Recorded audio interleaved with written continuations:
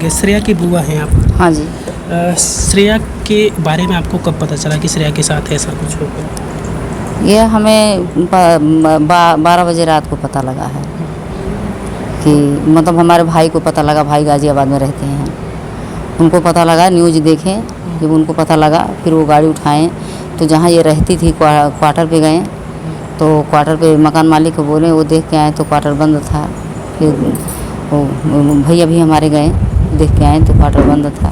फिर हमारा लड़का भी आया, हमारे घर से हम दिल्ली रहते हैं, तो वहाँ से हमारा लड़का भी आया। फिर दोनों लोग आए जहाँ ये कोचिंग लेती थी, यहाँ आए तो यहाँ से कुछ लोग बताएं कि ऐसे ऐसे 3 बॉडी मिली हैं, तीनों राम मनोहर लोहिया में भर्ती हैं, वहाँ आप पता कर लीजिए, तो वहाँ क्या पता चल जाए आपको।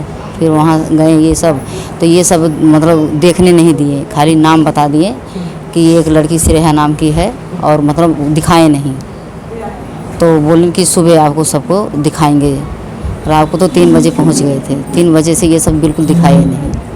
फिर जब सुबह 6 बजे भी नहीं दिखाएं, तो ये सब 10 बजे के करीब जब वहाँ मीडिया आई, वहाँ पुलिस आई, जब ये सब दिखाएं क्या किए, हम तो अपने घर पे थे, अब ये तो भाई को पता होगा। फिर ये सब हमें पोस्टमार्टम करके 2-2:30 बजे हमें बॉडी दिए थे एम्बुलेंस से। आप लोगों को पता है क्या चला कि कैसे श्रेया की मौत हुई, इसके बारे में क्या पता चला?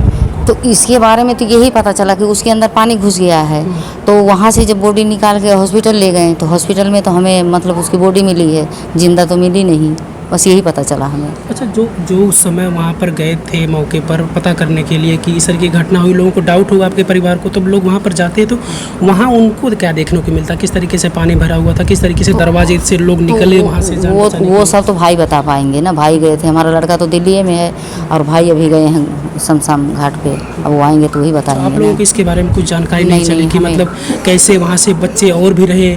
बता रहे हैं कि लोग 35 बच्चे थे, उसमें से निकलने की कोशिश की तो और बच्चे निकले कैसे? ये सब के बारे में हमें कुछ नहीं पता भैया, क्योंकि हम अपने घर पे थे। हमें जब ये बॉडी मिल गई है, फिर हमें फ़ोन गया है तो हम लोग ओला करके आए हैं। फिर भैया और भाभी और हम, उनके 2 बच्चे और एक ड्राइवर, तो हम ये अपनी गाड़ी में आए हैं। और 2 लोग हमारे, एक छोटे जीजा थे वो, और एक भतीजा था, वो एम्बुलेंस में आए हैं। और कितने भाई बहन? श्रेया अकेली है, 2 भाई हैं उनके, तो दोनों भाई उनके घर पे थे। हाँ, वो चाचा का पोता था, वो वहाँ था। पिताजी? पिताजी हमारे एक्सपायर हो गए हैं। श्रेया के पिताजी? श्रेया के पिताजी यहीं घर पे रहते हैं। थे भाई कहाँ रहते थे? भाई हरियाणा में पढ़ाई करते थे। अच्छा, इस मौके पे घर पे थे, पेपर पर हो गया था तो भी घर पे थे, वो भी घर पे थे। श्रेया का बचपन कैसा रहा? श्रेया पढ़ने में पहले कैसी थी, कैसी लग रही थी वो? उसका पहले से सपना था कि हम ऐसा कुछ करेंगे? पहले से सपना था, पहले से पढ़ने में अच्छी थी। 12वीं यहाँ से करी है, इसमें ये नारायण से। हाँ, और इसके बाद 4 साल यहाँ सुल्तानपुरी में पढ़ी है, 4 साल का कोर्स था। और इसके बाद आके 3-4 महीना घर पे थी। फिर इसको अप्रैल में गई है तो मई में हम एडमिशन करवा दिए, वहाँ पे भाई ले गए, करवा दिए। भाई के घर से तो थोड़ा दूर है, हमारे घर से थोड़ा पास पड़ता था। और जब से वो 1.5 महीना थी, फिर इधर उसके दादाजी एक्सपायर हो गए, फिर हम सब चले आए यहाँ। फिर जब उनका क्रियाक्रम हो गया तो फिर चली गई, तब से रही थी। अब ऐसे ये घटना हुआ। पहले से पढ़ने लिखने में ठीक थी? बहुत अच्छी थी पढ़ने लिखने, जब भी तो उसका सपना था, जब भी तो पीछे सब सपोर्ट कर रहे हैं। और अच्छा, थोड़ा सा आप सिस्टर इधर आ जाओ थोड़ा सा। हाँ, हमने जहाँ तक देखा है पढ़ने में बहुत अच्छी थी, सब लोग बातें भी करते थे कि अच्छी है। अगर अच्छी ना होती तो वहाँ तक कैसे लोग एडमिशन करवाते हैं, कैसे उसका भविष्य संवारने के लिए कोशिश करते हैं। सबसे बड़ी बात तो ये है ना, अच्छी है तभी तो लोग इतना पैसे खर्च किए। अच्छा, मतलब वो पहले से कहते थे कि मुझे IAS बनना है, मुझे अधिकारी बनना है? हर किसी बच्चे का एक सपना होता है, बचपन में ही कोई ना कोई लक्षण लगते हैं बच्चों के अंदर। जैसे तरीके से श्रेया भी थी, वैसे श्रेया भी थी, सब सही थी।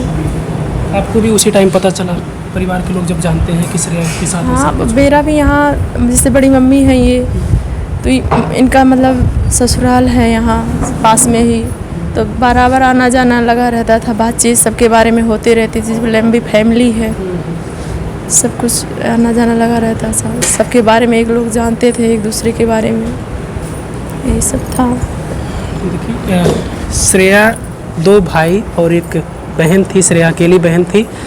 और जैसा कि उनकी बुआ है बता रही हैं कि वो बचपन से पढ़ने में ठीक ठाक थी।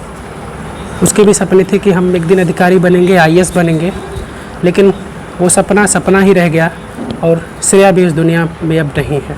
श्रेया के ऊपर बहुत भरोसा था इन लोगों को कि श्रेया आईएएस बनकर ही आएगी। जब पढ़ने गई थी तो आप लोगों को तो बहुत भरोसा था, बहुत भरोसे के लिए तो इतना पैसे लगा रहे थे।